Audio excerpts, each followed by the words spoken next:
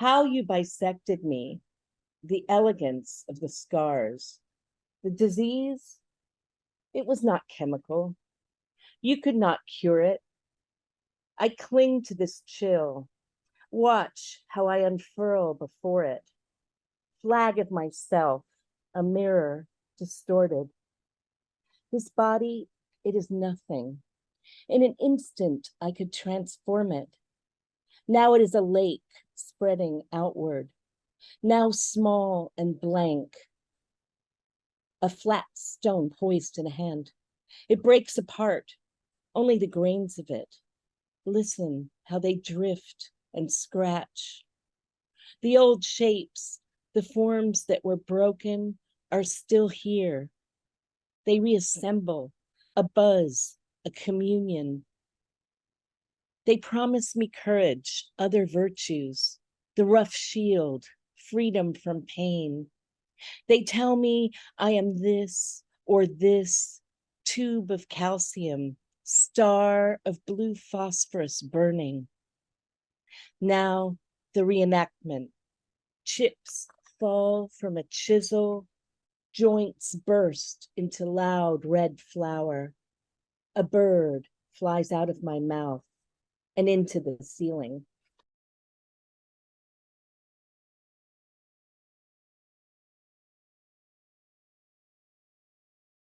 I was born with something called X-linked hypophosphatemia. So my bones did not grow like most people's bones grow. It's a failure to absorb phosphorus. And so I had bow legs. And when I was 13, 12, actually, they did this huge surgery on me where it's called an osteotomy, where they sort of break the bone in multiple places, flip the kneecap, put all these pins in. They actually leave the wound open with a halo around it. It's a long, arduous recovery process. And then your legs are supposed to be sort of straighter. And they always talk to me about this. In our generation, it was like fixing your body, like we're going to fix you. And it was really, it took me a long time. And it was a very, you know how surgeons always say, it's not going to hurt that much. You're going to be uncomfortable. But it was a fairly major, I remember as a child just being completely shocked when I was sort of flung into that world of the body cast. I was in a body cast for almost 5-6 months. And more than that, I really persistently mourned because I was completely unprepared the body I'd had. It felt to me very much like a betrayal of who I actually was to be this new fixed person that was always described by everyone around me as a better version. Like, this is what you always should have been. This was the 60s. I mean, I grew up in the 60s and 70s. So everyone was like, now you'll walk straight on your wedding day. Now you'll be a pretty girl. Now, blah, blah, blah. And I think right away, I internally sort of felt this kind of, no, that's not really the story of me. And I think it's related to disability poetics because I feel like that whole sort of medical model of we can fix you, we can make you better, we can make you normal, quote, normal, was so profoundly ingrained in the time. Don't you feel that even when the surgery was extreme or strange, or the solution was baroque or cruel, that was what you did? And I wanted to underline that because I think that my concept of disability poetics is that it's essentially a poetics of liberation. And I think it's a poetics of liberation that applies to disabled people, but also to abled people who are kind of all existing under this tyranny of this kind of elusive normal.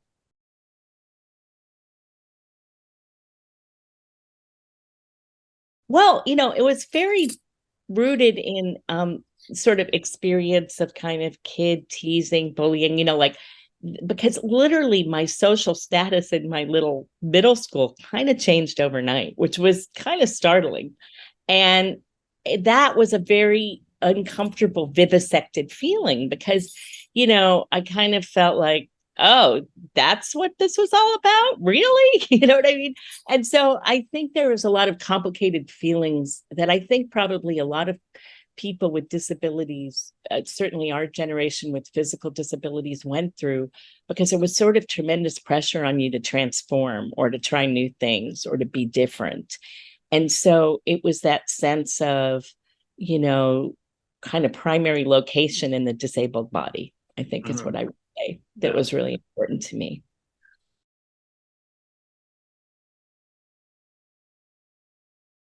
I mean, I don't think science has to be distinct from nature, but I think it often is. And I think a lot of the way you're seeing it vivisected in this poem for me has to do with sort of still growing up in a kind of enlightened patriarchal era, Enlightenment, post-Enlightenment patriarchal era, because you couldn't be a person with a disabled person in the 60s and 70s without being exposed to this very sort of male-centric, I would say, cis male-centric idea that there was a solution, a rational solution to you who were a kind of natural problem. You know what I mean?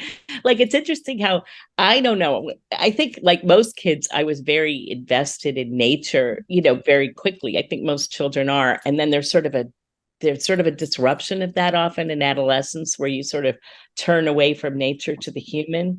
And I think that those kind of coincided around the time of my surgery.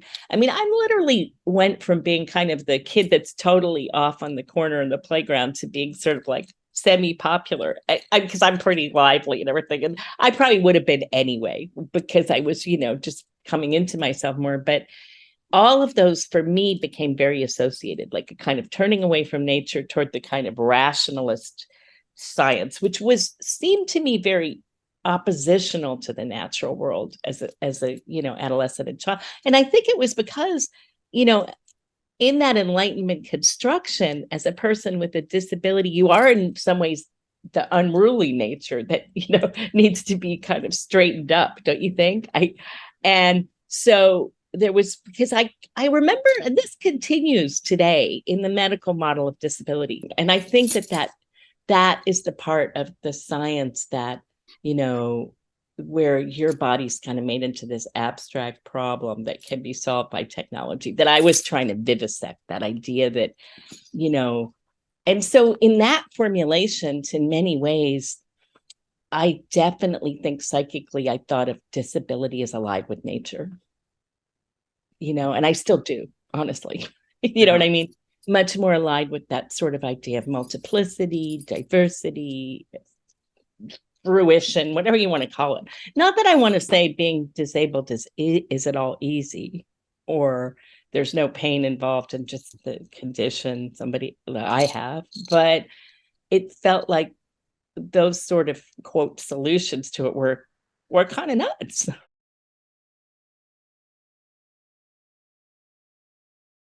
I have become more feminist with age, where I've sort of realized that a lot of things about that sort of soothing, incredibly everywhere patriarchal voice, how sort of toxic and crazy in a lot of ways it was, kind of, I really think, coming out of the Enlightenment. I mean, I really think that one of the reasons people are so interested in disability poetics right now, and should be, is that in certain ways, we've always been a subterranean resistance to that Enlightenment kind of point of view that was more feminist, marginalized voice associated. Because I remember one of the first things that made me sort of become a disability activist and to some degree feminist was in some philosophy class in high school. They gave us David Hume to read, and he wrote about beauty and deformity, and good was beauty and bad was deformity. I mean, it was very like Enlightenment-y thing. And I remember being, I was probably 16, 15, stunned, like just stunned. And for the first time, I was like, no. You know what I mean? It was like my introduction to philosophy. I went to quite a good high school, I guess, introduction to philosophy class, and I tended to pay no attention to it. I was busy doing other things in the playgrounds or whatever. But I remember that just this moment of thinking, oh, this is something fundamental in all these ideas, and I am absolutely opposed to it. And I also remember very clearly having that sort of feeling that, when in my education, an authoritative voice was often positioned as a male voice. So pretty early, I think I started to kind of navigate that spectrum of, women, nature, men, science, which isn't really true, because I don't want to say, women aren't good at science, but there was a sort of sense in my mind that the resistance to, I guess, what I would call that Enlightenment kind of structure that was so toxic for people with disabilities. I mean, I'm often curious, and Kenny, you know more about disability history than I do, but was there a period before that Enlightenment thing when people with disabilities weren't as cut off, or was it always, I'm curious about that, because I think in some ways you really start seeing that structure around of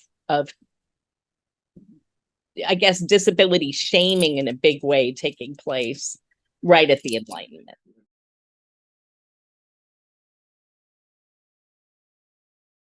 I think I can. I mean, in some ways, the poem is kind of surreal and strange, because at one point, I think it gets strange when I say the old shapes, the forms that were broken are still here. It's like I've been broken into pieces or atomized, which is kind of bizarre, right?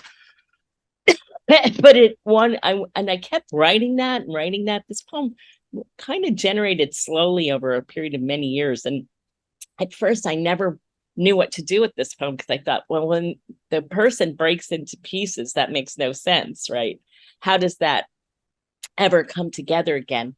But I think what I was trying to say is, I've been atomized by what's outside me. Like, if I'm really just this body that needs to be fixed because my legs are weird or short and my spine is different, and then I'm kind of all these pieces. I'm not a coherent person anymore, And so I feel like, and I have no rational explanation for this, that bird just came to me, but I feel like what it is that sort of consciousness of that split becomes sort of so profound that the only way the person can kind of survive it without being kind of, flattened by it or crushed by it or something, is to sort of become something else that's kind of outside those frames. I mean, you could argue in some ways that disability poetics is about affirming the potency of disability, and the fear of disability is in some ways very alive, just like the fear of women, to a difference to a fear of nature in some ways.